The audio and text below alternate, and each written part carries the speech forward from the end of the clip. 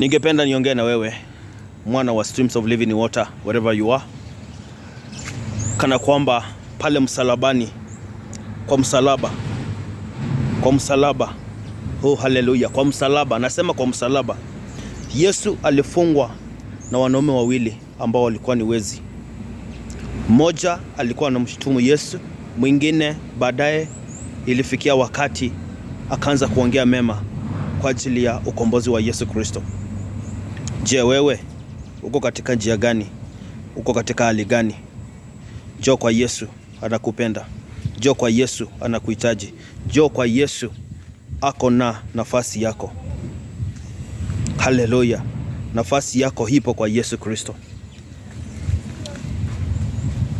Nafasi yako ipo kwa Yesu Kristo. Ninaona ya kwamba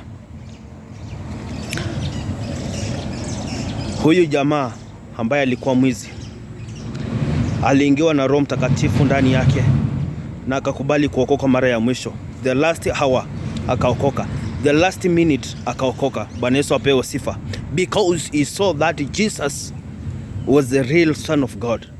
Alijua na akatafakari ya kwamba huyu hakika ni mwana wa Mungu. Ndio maana akachukua hatua ya imani, akasema ya kwamba wacha liwe liwalo. Wewe unayepigana na Kristo, haleluya, the time is for you. Kwa hivyo na wewe ninakuambia mpendwa, unayemtumainia, uliokoka, unajua nafasi yako ipo kwa Mungu. You have got a second chance. It doesn't matter the situation and the calamities you are in. It doesn't matter the situation you are passing through or you are going through. Jesus is the solution. It is now and now. Nasema hivi, na kama si sasa ni sasa hivi. Chukua hatua ya imani. Come back to Jesus. Come to Jesus. Praise be to God. Yesu akaanza kutetewa na yule mwizi. Mwizi akaanza kupigana na mwizi mwenzake, akimwambia ya kwamba achane na mwana wa Mungu. Na mimi nataka nikuahidi masaa kama haya, utaenda kutetewa na watenda dhambi. Utaenda kutetewa na wanaokupiga. Utaenda kutetewa nao wanakuona haufai. Utaenda kutetewa nao unaona wao wenyewe hawastahili mbele za Mungu. Bwana Yesu apewe sifa. Kwa hivyo ni wewe na wewe ukae katika ile hali ya utakatifu na hali ambayo inafaa, ndiposa uweze kujulikana kana kwamba uko na kitu cha Mungu ndani yako. Praise be to God.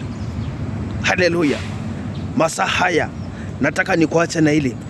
Utaenda kutetewa na watesi wako.